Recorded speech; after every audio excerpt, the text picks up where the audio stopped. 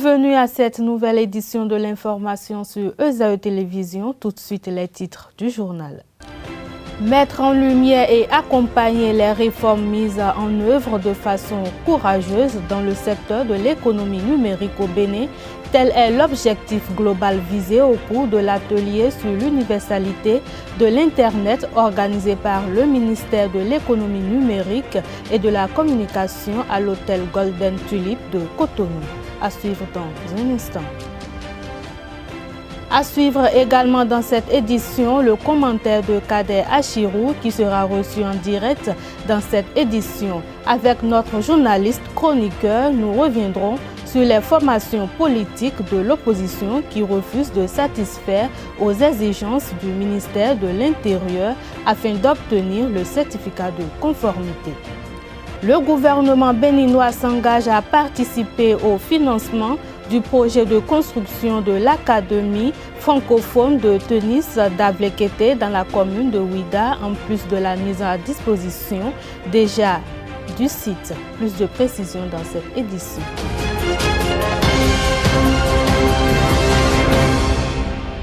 Comme je l'annonçais dans les titres, Abdelkader Achirou est déjà installé sur ce plateau pour analyser la situation de ces formations politiques de l'opposition qui refusent de satisfaire aux exigences du ministère de l'Intérieur afin d'obtenir le certificat de conformité.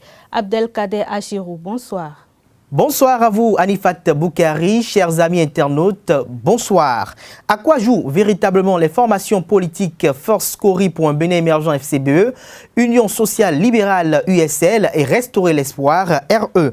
Leur posture radicale teintée de jusqu'au-boutisme et assimilable à du terrorisme politique interpelle tout analyste politique et observateur au quotidien de la vie publique au Bénin sur les valeurs qui conditionnent leur combat. Entre confusion, solitude et abdication, l'opposition politique peine à retrouver un véritable repère afin de se donner une crédibilité sans pareille. Pourquoi ne pas faire preuve d'humilité, de grande modestie et se plier aux exigences pour obtenir le certificat de conformité tout aussi contesté que controversé? La politique démocratique par essence est la dictature d'une majorité sur une minorité et donc logiquement une question de rapport de force.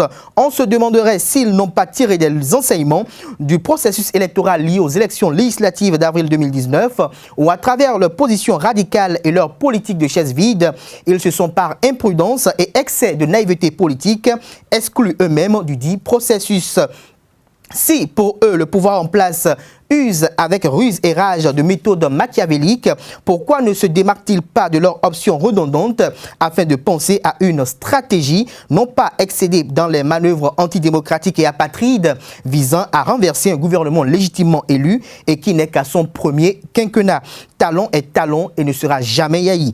À chaque adversaire politique, sa stratégie politicienne. Aussi, dans toute analyse, il faut prendre en compte que la gestion d'un État est émaillée de contraintes et d'obligations. On n'a pas besoin forcément d'être membre d'une instance dirigeante d'un parti politique avant d'influencer considérablement sa destinée. Les exemples de cas sont légion par le passé. Aussi, les législations actualisées permettent à la présidentielle les candidatures indépendantes.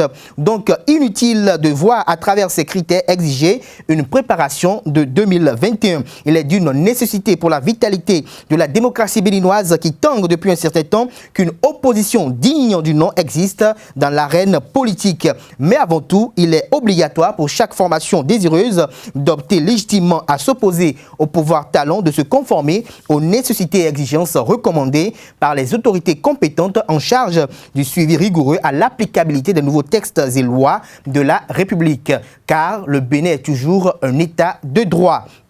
Tout porte à croire que cette opposition est toujours confuse dans la démarche adoptée par le régime en place, à telle enseigne qui ne cherche à défaut d'avoir une longueur d'avance d'être sur le même palier que lui. Aussi, la politique n'est pas un jeu de saints, son monde est si atypique qu'il écœure éthique et morale. Où a-t-on vu un président en exercice tout mettre en œuvre pour faciliter la tâche à ses adversaires et ennemis, seul dans les comptes de fait? Aussi, l'une des meilleures qualités du démocrate, c'est de savoir attendre son tour. Il ne faut pas être non plus un obsédé car le pouvoir est divin. Si Patrice Talon a été porté au pinacle en 2016, c'est parce que le créateur du ciel et de la terre, maître du monde visible et de l'univers invisible, l'a approuvé et le couve à cet effet. Loin de faire la langue de bois, il faut que cette opposition prenne conscience des réels enjeux qui s'imposent à la poursuite de son combat, quoique légitime, afin de revenir avec l'égalité et dextérité pour une animation efficace de la vie politique, non pas dans une adversité ou une inimitié éternelle, mais dans une dynamique d'accepter d'être parfois d'accord pour ne pas être d'accord sur certains aspects de gouvernance et de vision de développement. Patrice Talon a son appréhension et sa perception du modèle démocratique béninois. Satisfaire aux exigences du ministère de l'Intérieur, quoique pénible, demeure la seule gage pour participer aux municipales et locales et un peu plus tard à la présidentielle de 2021. Il faut le faire pour faire renaître les vrais challenges et les vrais débats politiques empreintes de confrontation d'idées et de vision pour cette nation commune. Lorsque l'on a un adversaire politique doté d'une préscience redoutable et terrifiante, alors il faut se préparer en conséquence pour l'amener en toute politesse à faire le contraire de ses pensées. Mettez Patrice Talon devant de ses responsabilités et de ses engagements, car le 1er août n'est pas loin et pourrait être porteur d'un message tel qu'une grâce présidentielle accordée à tel ou tel condamné. Par ailleurs, il ne faut pas être nostalgique du passé, car si une fois élu maire, la politique politicienne continue après les élections au lieu de se consacrer en toute objectivité au développement de ses administrés, la pandémie de destitution va une fois encore embraser les conseils communaux. Merci à vous, Abdelkader Achirou. Ce journal se poursuit. L'inclusion du numérique au Bénin était au cœur d'un atelier sur l'universalité de l'Internet organisé par le ministère de l'économie numérique et de la communication à l'hôtel Golden Tulip de Cotonou. L'objectif global de l'événement est de mettre en lumière et d'accompagner les réformes mises en œuvre de façon courageuse dans le secteur de l'économie numérique au Bénin. Le compte rendu est signé Abdelkader Achirou, Nadège Toindjirouan et Jefté Hongé.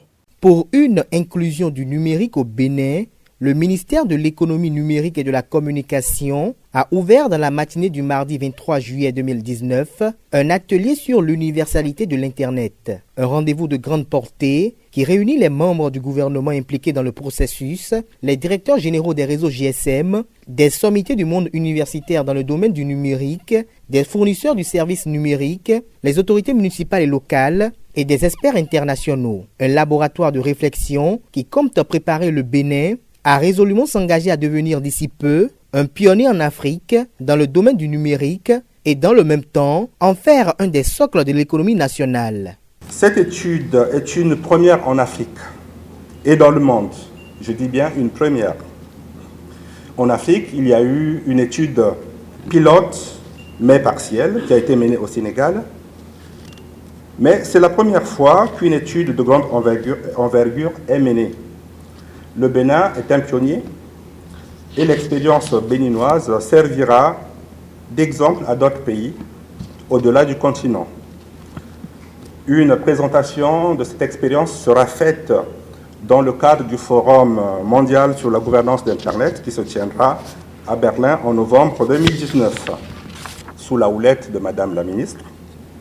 Le pays est fortement engagé dans la réalisation des objectifs fixés par l'UNESCO et qui ont été synthétisés à travers les indicateurs. Nous aurons l'occasion de revenir sur l'APSUCEP, mais nous avons ici au Bénin une agence qui travaille vigoureusement pour l'universalité d'Internet. De ce que j'en ai compris, l'APSUCEP a été orientée dans 3 directions, à savoir l'éducation, l'infrastructure télécom et les points numériques communautaires déployés déjà dans 40 communes. En 2019, l'adoption de l'Internet mobile est de 24% en Afrique subsaharienne contre 47% dans le monde. Et la région de l'Afrique subsaharienne compte 40% de la population mondiale non couverte par un réseau mobile large au monde. Et conscient des enjeux qui s'imposent, d'innombrables actions ont été menées par le gouvernement depuis 2016 afin de relever avec efficience les défis liés à la stratégie du programme national du service universel. Plusieurs allocutions ont été prononcées et des sentiments de gratitude ont été adressés à la ministre de l'économie numérique pour son écoute, son engagement et sa dévotion. L'accès à Internet et les usages numériques y associés sont devenus des facteurs de croissance économique, de développement humain, d'inclusion sociale dans nos pays africains et dans le monde. La conférence générale de l'UNESCO, en adoptant le concept d'universalité de l'Internet en 2015, a préparé le terrain pour les assises du genre de celles que nous tenons aujourd'hui. Alors, l'universalité de l'Internet, qu'est-ce que c'est? Et là, je vais citer l'UNESCO. L'UNESCO dit que l'universalité de l'Internet en tant que concept capture ce qui est important au vu de l'ampleur croissance de l'Internet dans les affaires humaines.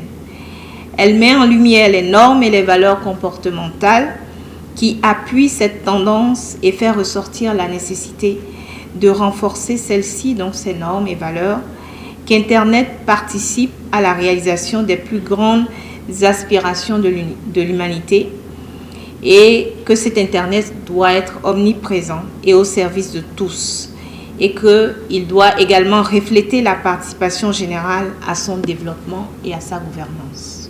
L'atelier de ce jour consacre le lancement de l'étude sur l'universalité de l'Internet au Bénin, dont l'objectif est de renseigner un certain nombre d'indicateurs, d'avoir le feedback, en tout cas les inputs, les contributions d'un certain nombre d'acteurs, par l'administration d'un questionnaire ou par la réalisation d'entretiens, et afin d'apprécier les facteurs d'évolution de l'Internet dans notre pays.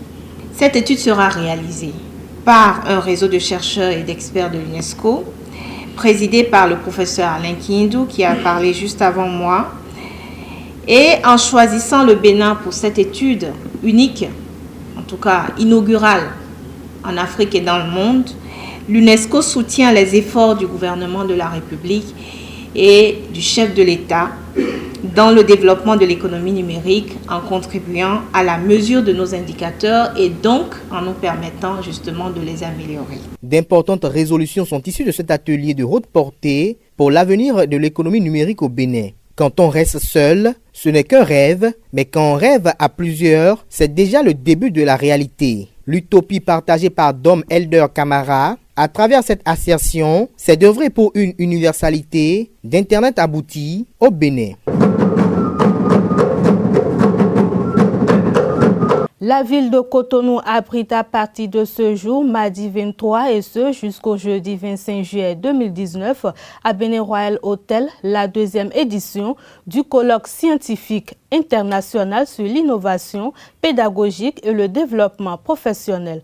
Organisé par l'Association pour l'innovation pédagogique et du développement professionnel AIPDP, ce colloque a réuni les professionnels de la pédagogie et du développement personnel de plusieurs pays. Pour en savoir davantage, je vous invite à suivre le représentant de l'AIPDP au Bénin, Christian Da Silva, DGA de Bénin Télécom. Suivons-le, il est au micro de Chimendo Souaboutin et de Christian Thomas Imena. L'Association pour l'innovation pédagogique et le développement professionnel est une initiative de la diaspora africaine vivant au Canada qui vise à mettre en place un creuset d'échanges de compétences et d'expériences dans les domaines de l'éducation, du numérique, du bien-être psychologique au travail et des objectifs de développement durable. Au Bénin, cette association a connu le jour le 6 juin 2018 à Cotonou.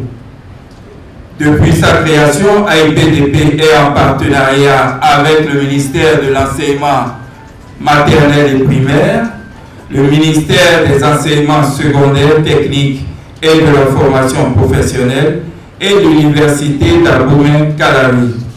Restons toujours à Bénin Royal Hotel dans le cadre de la deuxième édition du colloque scientifique international sur l'innovation pédagogique et le développement professionnel. Cette fois-ci, je vous invite à suivre le ministre de l'Enseignement maternel et primaire, Saliman Karimou. Pour lui, cette rencontre vient à point nommé. Le Bénin, dans son plan national de développement, PND, aspire à la mise en place d'un capital humain de qualité par l'accès à la compétence. C'est pour cette raison que le chef de l'État, son Excellence le président Patrice Talon, a promis que le système éducatif sera reconstruit et modernisé par l'élaboration d'une nouvelle gouvernance et l'amélioration de la qualité de l'enseignement, l'adaptation du système d'enseignement aux besoins du pays et des entreprises et le renforcement de la recherche scientifique. Mesdames et messieurs, conformément au plan sectoriel de l'éducation post-2015, le système éducatif national doit assurer à tous les apprenants l'accès aux compétences, à l'esprit d'entrepreneuriat et d'innovation pour accélérer la croissance économique. Et pour atteindre cet objectif, il est important que les performances pédagogiques des enseignants soient améliorées et les technologies éducatives développées. Cette rencontre organisée par l'Association pour l'innovation pédagogique et le développement professionnel, AIPDP, sous le thème « Les défis de l'approche par compétences en Afrique à l'ère du numérique » et la question de l'adaptation formation-emploi vient à point nommé pour réfléchir sur les voies et moyens pour faire de l'éducation nationale un levier déterminant de la croissance économique. La page sport pour mettre un terme à cette édition. On en sait un peu plus sur l'idée de construction de l'Académie francophone de tennis d'Avlekété dans la commune de Ouida. Après 48 heures d'échange, les représentants des principales parties prenantes du projet, Daniel Chos, président de l'Association des fédérations francophones de tennis A2FT, Jean-Claude Talon, président de la Fédération béninoise de tennis, et Oswald Omeki, ministre béninois des Sports, ont donné des détails sur sa mise en œuvre lors d'une conférence de presse ce matin à Cotonou. La première promotion va regrouper 48 jeunes pousses du tennis d'une vingtaine de pays. L'espace francophone, c'est de Tahiti jusqu'à Pondichéry en Inde. Donc, de façon objective et raisonnable, nous avons pensé que la priorité de notre action pourrait concerner davantage les pays francophones qui sont dans notre région de l'Afrique subsaharienne.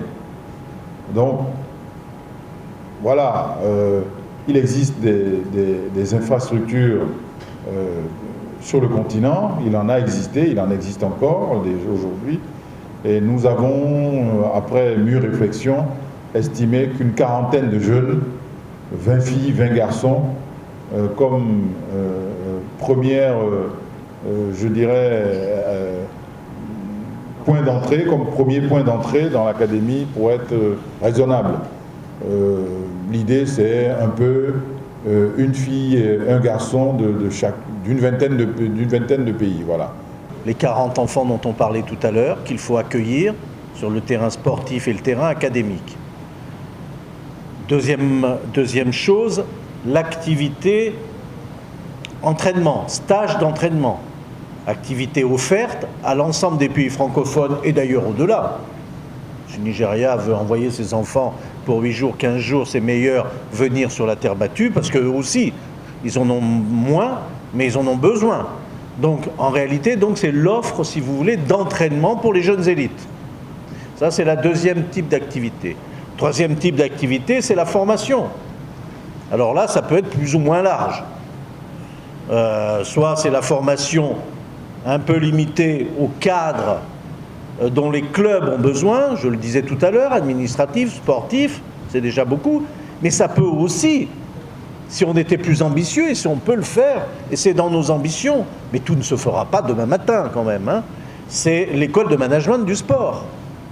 Parce qu'on parle de l'activité sportive, des grands moments de sport, mais il faut que ces moments de sport, pour qu'ils soient réussis, soient bien gérés. Et pour les gérer, il faut des gens, non seulement qui sachent les gérer, et puis il faut des gens comme vous qui sachent rapporter à la population. Donc il y a effectivement l'idée de l'école de management me paraît tout à fait importante. Puisque nous sommes dans un espace qui dépasse celui du Bénin, et qui est un espace francophone, nous avons choisi que les enseignements seraient sous la houlette, sous la conduite du Centre national d'enseignement à distance en France, qui est un peu ce sont les cours par correspondance. Aujourd'hui, avec les moyens modernes, vous savez bien que ce sont énormément développés, et je ne doute pas un instant qu'avec l'accompagnement des enseignants que nous avons dans ce pays, le Bénin, cet enseignement de cours à distance sera renforcé et permettra certainement de leur donner le niveau d'excellence, là aussi, que nous souhaitons. Parce que c'est vrai, nous n'avons pas défini toutes les modalités, des arbitrages restent à faire, mais lorsque ces jeunes auront été identifiés et recrutés, je suppose que ce sera sur la base de leur capacité, sur leur comment dirais-je, sur des performances qu'ils auraient accomplies dans le tennis et qui se seraient distingués, qui seraient sélectionnés. Qu'est-ce qui est important aussi, c'est que cette organisation, elle soit locale. Elle crée de l'emploi. Mais pour qu'elle crée de l'emploi, il faut des gens formés. Par conséquent, la formation pour nous, c'est plus ou moins large, mais c'est fondamental. Et puis, troisième et dernière chose, c'est le club lui-même, qui est destiné à accueillir des adhérents. Toute la population qui voudra bien y venir, des touristes à travers le club Méditerranée, comme évidemment des sportifs régionaux, si je puis dire, de toute qualité tennistique. Donc vous voyez, tout ça, ce sont des activités, mais tout ça aussi, c'est évidemment un échange, pardon du terme, mais économiquement, ça s'appelle quand même comme ça, un échange marchand. Bien évidemment, parce que vous avez raison de vous inquiéter de la pérennité de l'ensemble. Il faut que ce système fonctionne, et fonctionne grâce à ses propres recettes en termes de fonctionnement. Et puis, dans ces recettes, encore une fois, il y a du subventionnement d'entreprises privées. Le gouvernement béninois s'engage à participer au financement du projet en plus de sa mise à disposition déjà du site de la construction de l'académie. Plus d'explications avec le ministre des Sports, Oswald Omeki. C'est vraiment un rêve qui se concrétise parce que ça va être un pôle d'excellence ouvert aux jeunes béninois, mais aussi, comme on l'a bien dit, aux jeunes francophones et même au-delà. Je veux remercier très sincèrement une fois encore M. Chos d'être venu et vous dire que le gouvernement, au-delà du foncier qui est mis à disposition, ne lésinera pas sur les moyens. C'est ce que le chef de l'État a clairement souhaité, c'est ce que le gouvernement a décidé de faire dans son ensemble et c'est ce que le chef de l'État et le gouvernement m'ont chargé de dire à M. Chos. Nous ne lésinerons pas sur les moyens pour concrétiser ce projet. Au-delà du domaine qui est mis à disposition dans l'espace d'Avlekété, nous allons mettre les moyens, bien évidemment, à la hauteur de ce qui sera nécessaire pour combler le gap après que certains partenaires du secteur privé ou même des institutions internationales aient accepté d'accompagner le projet. Et puis il est important de rappeler le rôle transversal de l'A2FT que préside M. Chos. C'est l'association des fédérations francophones de tennis et donc c'est cette sorte de creuset qui nous rassemble tous autour de ce projet. Ce qui est important et que je voudrais que vous nous aidiez à dire à tous ceux qui ne sont pas dans cette salle, c'est que ce centre va être une des destinations également des circuits internationaux dans une certaine catégorie demain. Ça pourrait être une catégorie junior ou moins, mais ce centre va être également un pôle par lequel transitent des étapes de certaines compétitions. de plusieurs natures. Et ce centre où les clubs seront labellisés Roland-Garros va être un centre qui attire les sportifs de toutes catégories et même du très haut niveau. Pour la partie stage, préparation, entraînement, parce que les conditions météo le permettent pendant qu'ailleurs il est difficile de s'entraîner. Et donc, une fois encore, c'est un honneur pour le Bénin d'accueillir ce joyau, mais le Bénin accueille ce joyau et l'ouvre à tout l'espace francophone, c'est important de le dire. Nous rêvons qu'un jeune Béninois, dans 10 ans, joue la finale de Roland-Garros et la gagne. Nous rêvons que dans les demi-finales à Roland-Garros, on retrouve des jeunes francophones qui auraient pris par le centre l'Académie du Bénin d'Ablekete. Mais quand nous avons fini de rêver de tout ça, il ne faut pas espérer qu'une fois qu'on a sorti quelques jeunes, le centre cesse d'exister. C'est pour ça que M. Chos l'a rappelé, le président de la fédération également. L'autre challenge, c'est que ce projet dure le plus longtemps possible, produise des générations et des générations de champions. Et pour ça, le modèle de gouvernance est bien pensé. Il est pensé pour que ce centre vive de ressources qui proviendront de sa fréquentation, vive de compléments de ressources qui seront mises en place par l'État. Et là, je veux vous faire l'engagement formel du chef de l'État et du gouvernement du Bénin pour accompagner la vie de ce centre, son fonctionnement pendant tout le temps que ce sera nécessaire. Les écureuils locaux affrontent leurs homologues du Togo, les éperviers, le dimanche prochain au stade Charles de Gaulle de Porto Novo. Ce match entre dans le cadre de la manche allée du premier tour des éliminatoires du championnat d'Afrique des Nations CHAN Cameroun 2020. À une semaine de l'échéance, le sélectionneur Moussa Latundi et son adjoint Stanislas Akele ont fait ce lundi le point du stage de préparation de l'équipe au cours d'une conférence de presse au ministère des Sports. La liste des 23 joueurs retenus a été dévoilée également à cette occasion. Eric Aplogan, latéral gauche de ZAEFC, y figure.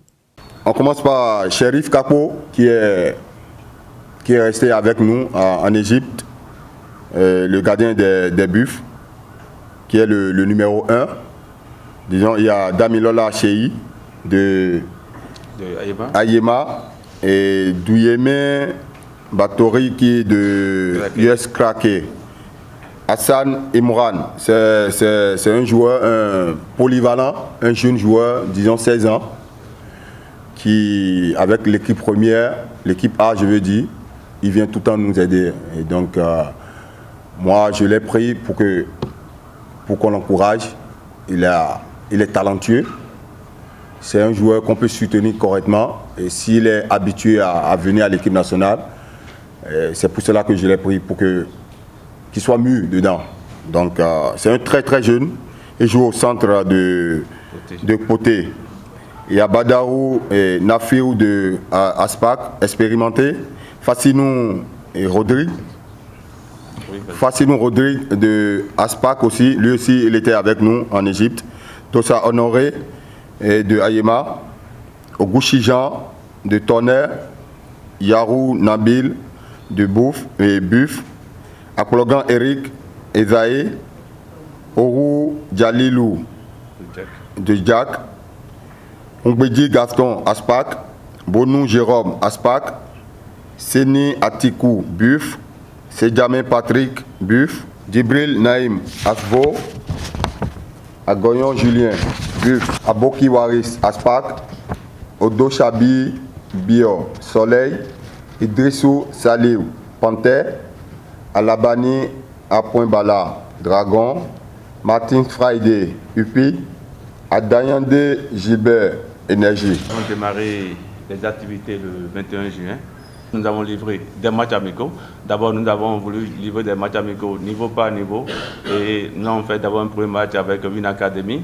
Bon, je pense que pour voir un peu le travail qui a été abattu sur le plan de conservation, un certain nombre de choses, je pense que ça a apporté. Donc par la suite, on a monté un peu le travail tactiquement, donc, et nous avions livré notre deuxième match amical contre une équipe, une sélection de l'OM, qui est composée des joueurs de première division de la Ligue 1, bien sûr, et des joueurs de Assos, Ayema, Dragon et autres là, qui viennent s'entraîner souvent sur le terrain de Missété.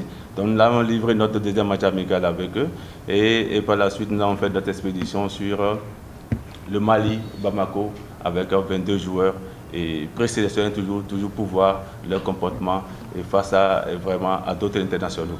Ce journal a été préparé par l'ensemble de la rédaction. Merci de m'avoir suivi. Restez toujours connectés sur les www.ezaetv.bj. À demain pour une nouvelle édition.